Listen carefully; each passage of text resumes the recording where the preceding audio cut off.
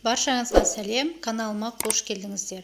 Бүгінгі видеода белсендірілген көмірдің пайдасы мен зияны және оны күнделікті өмірде қай кезде қалай қолданылуы туралы айтатын боламыз. Сондықтан видеоны өткізбей соңына дейін тыңдауды ұсынамын.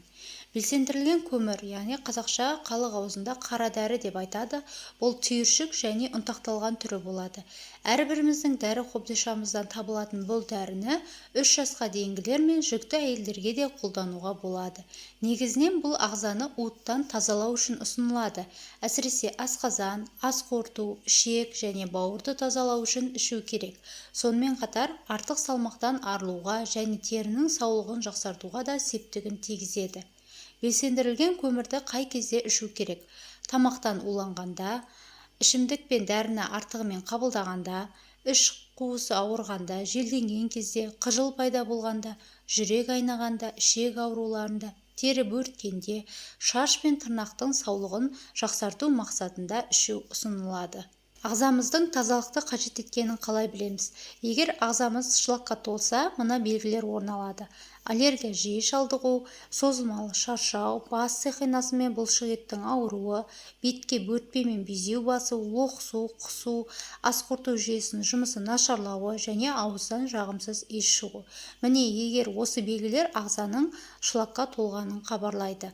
Қанша уақыт керек? Ағзаны артық заттан тазалау бірнеше аптаға созылады. Бастысы қай ағзаны тазалау керектігін анықтап алу керек. Егер белсендірілген көмірді шамадан артық ішсеңіз, авитаминозға шалдығу қаупі бар. Дәріні бүтіндей емес, ұнтақтап қолдану тиімді әрі пайдалы. Жалпы ағзаны тазалау үшін салмағыңызға қарай есептеп аласыз. Мәселен, 10 келіге 1 дана таблетка жетеді. Айталық 50 келі шығатын сізге 5 дана дәрі керек.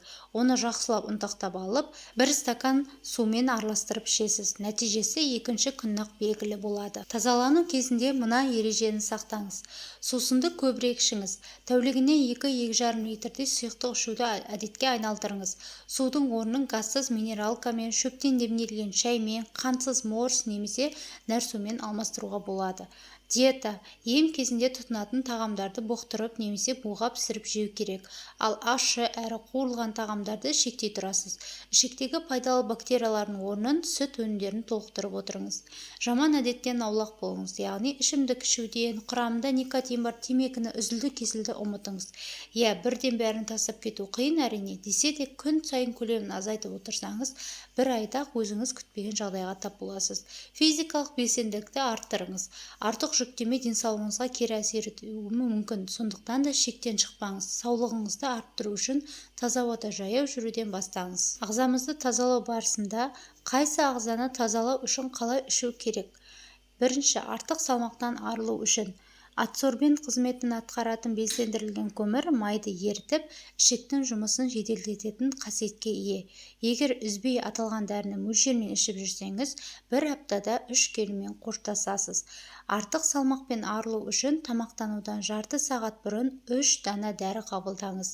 Артынан көп мөлшерде су ішуді ұмытпаңыз. Емделу мерзімі 10 күн. Ем кезінде құрамы жеңіл тағамдарды тұтынуға кеңес береміз. Екінші, бауырды тазалау үшін бауыр ағзаның сүзгісі қызметін атқарады. Сондықтан да барлық шлак, уытты заттар бауырға келіп түседі. Бауырдың жұмысының бұзылуы алдымен қанға зиян. Қан арқылы бүкіл ағзамызды улайды. Осы жайсыздықтың алдын алу үшін бауырды тазалауды бастаймыз. Дәріні аш қарынға ішесіз, артынан көп көлемде су ішіңіз. Бірінші күні 1 данамен шектелесіз, күн сайын 1 данадан қосып отырыңыз. Дәріні ішкен соң 2 сағат өтпей тамақтануға болмайды. Емделу мерзімі 2 апта, ал 3 айдан соң тазалануды тағы да 1 рет қайталауға болады. Ішекті тазалау үшін сізге 10 күн уақыт керек. Ішекті тазалау үшін күніне 2 рет дәрі қабылдаймыз.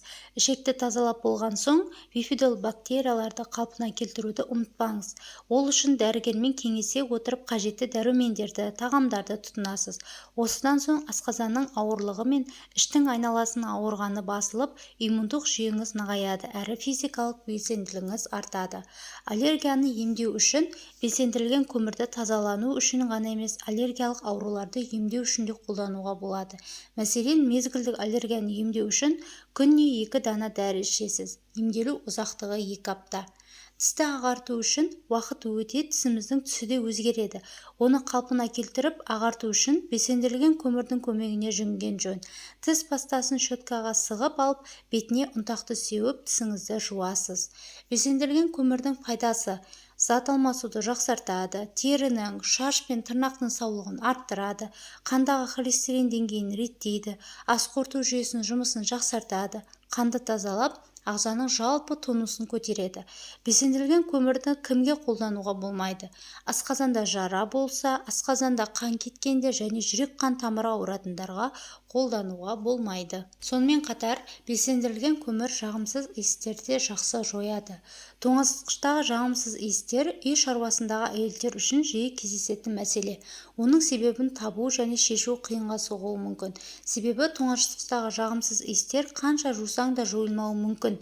Мұндай жағдайда безендірілген көмір мен сүр нанды пайдалану керек. Таблеткаларды ұнтақтап, нанның арасына салып, тоңазытқыштың барлық сөресіне қойып шығыңыз.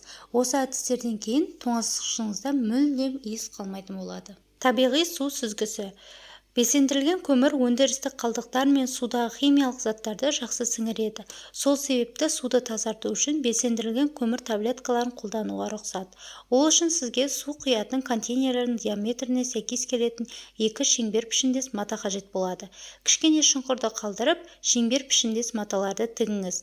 Суды контейнерлерге құйып, майдаланған көмірмен толтырыңыз. Су толы ыдыстың бетін әлгі матамен жауып, жұқа сыммен немесе жіппен байлаңыз. Аздаған уақыттан соң таза су тұнбасын көре аласыз. Безендірілген көмір ауа тазартқыш күшке де ие. Сіз безендірілген көмір арқылы жағымсыз иістерді кетіріп қана қоймай, бөлме ауасын тазарта аласыз. Күнделікті тұрмыста қолданып жүрген ауа тазартқыштарға аса қауіпті екенін бәріміз білеміз. Ал біз пәтердегі сүйікті хош иісті мүмкіндігінше тұрақты ұстап тұрғымыз келеді. Егер де үйіңіздің хош иісін сақтағыңыз келсе, безендірілген көмір таблеткасына эфир майын салып, оны пәтердің әр бұрышына қойыңыз. Осылайша сіздің үйіңіз жұпарлығы 2 еселене түсетін болады. Бағасы жоғары сенсациялық қара масканы безендірілген көмір арқылы дайындауға болатындығын білесіз бе? Ендеше хабардар болыңыз. Безендірілген көмірдің 3 таблеткасын ұнтақтап, қоспаға 3 ас қасық су мен желатин қосып, мұқият араластырыңыз. Алынған затты терінің проблемалы жерлеріне жағыңыз.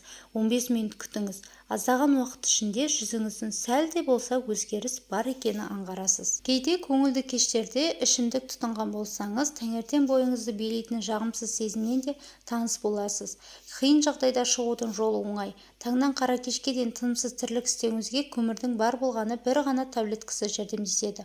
Ол әлсіздікке, басының ауруына және жүректің айнуына жол бермейді. Сонымен қатар масандыққа қарсы тұрады. Безендірілген көмір шаштың тазалығына да пайдасы өте зор.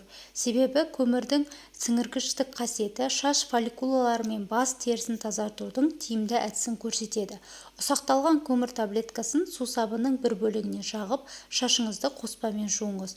Бұл процедура майлы жылтырды жояды және таза шаштың әсерін ұзартады. Бұл қара дәріден жууға арналған құрал жасауға болады. Сіңіргіш қасиетінің арқасында безендірілген көміртек теріні жақсы тазартып, артық майды кетіреді. Сондай-ақ безеуді кетіріп, әжімдерді тегістеуге көмектеседі. Сондықтан күнделікті жуыну кезінде ұнтақталған безендірілген көмір таблеткаларын қолдануға болады. Безендірілген көмір арқылы арықтаудың сан алуан түрі бар. Біз сіздерге 2 түрін ғана айтып өтпекпіз. Біріншісі, безендірілген көмірді аздан бастап, уақыт өткен сайын көбейтіп ішіп отыру керек. Ең көп дегенде салмағыңыздың 10 килосына 1 таблеткадан ішесіз. Дәріні күнінен 1 рет қана қабылдау керек. Таңғы астың алдында ішсеңіз тіптен жақсы. Ал екінші әдіс, күніне 3 рет 3 дана дәріні тамақ алдында 1 сағат бұрын ішу қажет. Дәрі қабылдау уақыты 10 күннен кем болмауы керек. Одан кейін үзіліс жасап, 1 аптадан соң қайта жалғастыруға болады. Безендірілген көмір үгітілгіш келеді. Ол ағзадағы улы, қажетсіз заттарды, дәрі-дәрмек қалдықтарын, денедегі артық суды шығарып, қалыпты жұмыс жасауын реттейді. Арықтауға тез көмектесетін безендірілген көмірдің зиянды жақтары бар екенін де ескере кеткен жөн. Оны арықтататын құрал деп емес, ағзаны тазалағыш құрал деп қабылдаған жөн. Демек ол денедегі қажетті заттармен қоса пайдалы дәрумендер мен микроэлементтер де шығарады деген сөз. Сондықтан ағзаны тазалау барысында қосымша дәрумендерді қоса қабылдағаныңыз жөн. Бұл дәрінің қазіргі таңда асқазан ауруларына пайдалы әрі арықтауға көмектесетін қасиеті жағынан танымал болып тұр. Онымен токсикоз, гепатит, ұшыну, улану, ішек жолдарының бұзылуын емдейді. Сонымен қатар басқа химиялық дәрілерге қарағанда оның құрамы экологиялық жағынан таза болып табылады. Тағы айта кететін жайт, белсендірілген көмір көп қолданғаннан кейін созылмалы іш қатудың себепкері де болады. Ол денедегі суды шығарса, ішек жолдары нәжісті баяу шығарады да қиындықтар туады. Белсендірілген көмірді артық салмақтан арылудың жолы деп түсінгеннен гөрі арықтаудың басқа амалдарына қосымша ретінде пайдаланған жөн. Қандай жағдай болмасын, көмір арқылы арықтауға шешім қабылдамай тұрып, өзіңіздің дәрігеріңізбен кеңесіп, ем-шара қолданғаныңыз дұрыс. Бүгінгі ақпаратым осындай. Егер ақпаратымыз пайдалы болса, каналға тіркеліп, лайк басып, комментарий бөліміне өз пікірлеріңізді жаза кетіңіздер.